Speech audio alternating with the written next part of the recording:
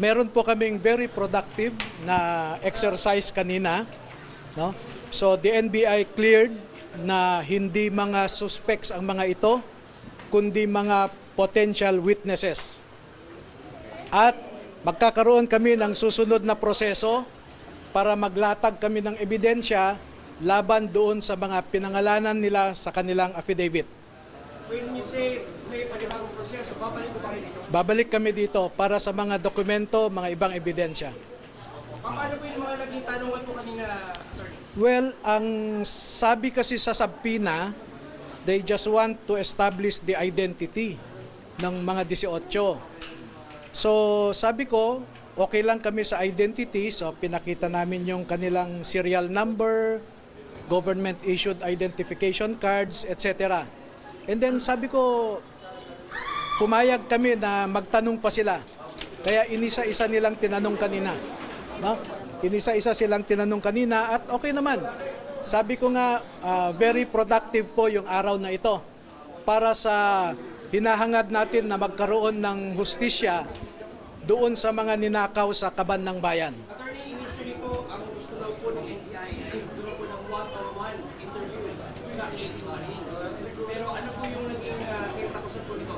Oo, pinayagan ko. Kahit walang authority ang NBI na i-one-on-one sila, dahil kailangan ng abogado sana ang bawat isa, pero pinayagan po namin sila. Eh wala naman kaming itatago na lihim or ano, no? So, kaya nga sila nag-affidavit, handa po silang panindigan yung kanilang sinasabi. Sir, pa-clarify naman yung sinasabi mo na pinapatawag din sila ng ombudsman sa subpoena o invitation kailan? Na, merong letter ang ombudsman sa akin na gusto rin nilang tingnan itong affidavit. Walang petsa, no? Walang petsa na binigay. Sir, gustong tingnan yung affidavit, pero paano ba? Ini-invite din nila na pumunta doon yung 18? Maaring ganon, no? Pero pupunta ba kayo? Oo naman. Bakit attorney? Bakit hindi? Inimbitahan kami. Pero for you, attorney, do you currently that there's some investigation in your camera since deputized naman or pwede dumiretso na sana ito? Yan po yung point namin noon, madodoble lang. Pero pagbigyan natin sila, kung gusto ng NBI mag-imbestiga, cooperate kami. Kung gusto ng ombudsman ang mag-imbestiga, cooperate kami. Attorney, di ba kayo hinihingi ng... Na di umano ay may mga sinabi ko po ilang mga members po ng 80 Marines na hindi po tumutugma. Tulad po nung flight logs na air taxi na di umano from 2023 to 2025. Wala daw kung ganong klase ng pag-ipad. Okay. Ano po tuloy Ganito na lang, no? Kasi ang clarify namin kanina yung mga sinasabi ni Director Matibag sa media, no? Narinig nyo naman siguro, napanood nyo. Unang sinabi ni Director Matibag, 14 lamang daw ang Marines. So, pinakita namin na 16 talaga ang Marines, 2 ang Army. So, napatunayan namin na hindi totoo yung mga alegasyon ni Director Matibag. Pangalawa, yung sinasabi niyang isang general daw, class 75 ng PMA, ang nag-recruit sa kanila. Pinabulaanan namin yon na hindi totoo. Number 3, ang sinasabi ni Director Matibag, nagpirma lamang ang mga ito dahil meron silang economic problems, no? Economic reasons daw. At ipinakita namin na hindi kami nabayaran, bagkus ang gusto lang namin ay lumabas ang katotohanan tungkol sa bilyon-bilyong ninakaw sa kaban ng bayan. Yung flight detail na sinasabi po ninyo, ang sabi ni Director Matibag, sa 2023 to 2025, di ba sinabi niya, ay wala daw eroplano ng air taxi pumuntang Ilocos. Kinaligtaan niya yung 2022. Bakit ba 23 to 25 lang ang sinasabi niya? Kasi 2022, nag-deliver sa Ilocos na gamit ang eroplano. So, hindi ko alam kung saan nanggagaling yung intel o impormasyon ni Director Matibag. At lahat po yan, naklaro namin kanina at sa tingin ko nakumbinsi naman ang mga investigador. So you're saying, sir, na 2022, pero sigurado may flight logs po yun? Yes. Oo. Ang sinabi lang niya, 23 to 25 eh. he conveniently skipped 2022. Hindi dapat ganun ang investigador. Ang investigador, bago magbukas ng bunganga, he should first be sure of his facts. Dito po, hindi ko alam kung saan nanggagaling yung sinasabi ni Director. Kanina po kinusyon ni Topacio yung leadership ni Matibag dito sa NBI. Do you share the same sentiment? Hindi ko po narinig yung sinabi ni Topacio so hindi ako makapag-comment. Kamoting kahoy daw yung minsan yung mga liderato ng NBI. What's your comment po? Ayaw kong mag-comment. Idea niya yun or opinion niya. Attorney, hindi ba kayo hihingi ng security kasi sabi mo nakatanggap sila ng death threat? Kaya naman nating i-handle yan. In fact, sabi ko nga kanina sa taas, merong 3 bahay ng mga dating sundalo na pinasok. Hindi yung mga kasamahan ng mga ito.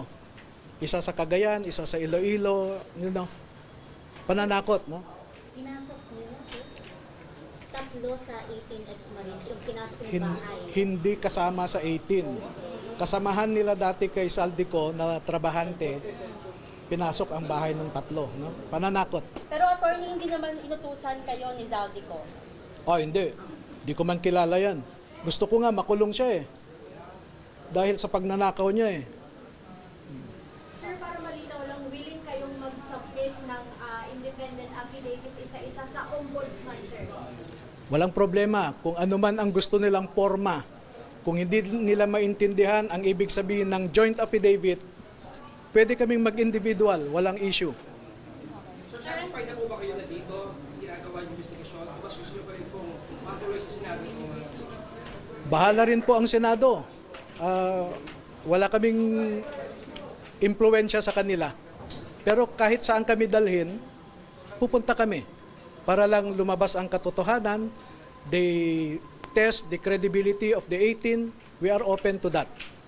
Sir, 100 daw po yung kinausap, and 38 daw yung pumayag, including the 18 Marines. May 20 daw pa po na... Hindi ko alam din yan Kaya nga, hindi ko alam kung saan nanggagaling yan. Pero may lalantad pa, attorney.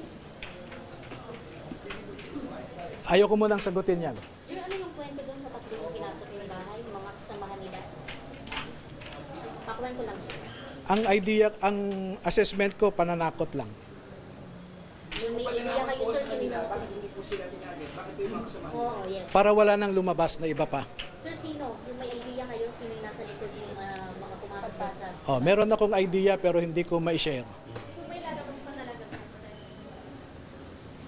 Ayaw ko munang sagutin yan. Mga ilan pa yan, attorney? Mga ilan na lang? Hindi ko alam kasi ang computation ni Director 100 pa daw. Hindi, hindi- 20 daw po including the 18, so may 20 pa raw po na. Hindi ko rin alam yan po. Attorney, pero sa inyo, sir, meron po bang lalabas or wala? Ayaw ko munang sagutin. Sir, you're not confirming na Anong wala? klaseng death threat, sir? Yung natatanggap nila? Anong klaseng death Kasi threat? sir, di ba yung 3 pinasok Hindi, na... nasabi naman na namin yung text messages Anong sabi, sir, sa text messages? Mag-ingat kayo kasi kung hindi nyo mapataob itong gobyerno, meron din kayong kalalagyan. Yung mga ganun. Kailan nyo natanggap yun, sir? Sometime February. Early week. First week. Ilang messages? Sunod-sunod kasi yun Sunod-sunod. Pinakatumatak po sa inyo. Ayun, yung galing pa yun sa active na military officer. Directly pinasa po sa inyo o ipinasa lang po Sa kanila.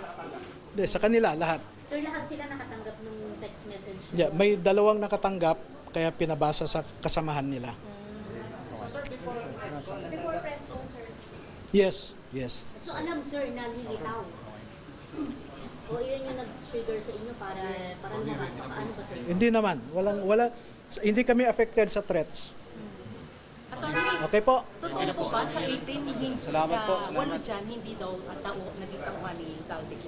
Klinaro na namin yun. Hindi namin alam kung saan nanggaling yung sinasabi ni Direktor. Pero naipakita namin ang pruweba na 16 ang Marines, 2 ang Army. May driver po. Yung driver na sinasabi natin daw. Naku, si Direktor ang tanungin nyo dun kasi hindi tama yung sinasabi niya Attorney, kailan po kayo babalik at ano po yung inyong pake na ma-accomplish nyo yung pagbalik sa inyo? Next week, babalik kami para dala na namin yung mga ibang ebidensya. Kasi yung subpoena nga, Iba nakalagay lang doon to verify the identity. Hindi naman nila sinabing dalhin nyo ang mga ebidensya nyo. So next week po yon, next week. Anong date, sir? Anong date? Ah, Sir, lahat kayo sir. oh, lahat. 18 po. Parang 19 niya, hindi ko makuha. Bibigyan daw nila ako ng sulat. Basta next week, no? Ha? Statement from one of your clients, so kamusta kanina yung Okay. Satisfied kami sa nangyari kanina. sir, pwede one of your clients, isa sa kanila, okay lang? Pwede. Oh, yeah. Ha?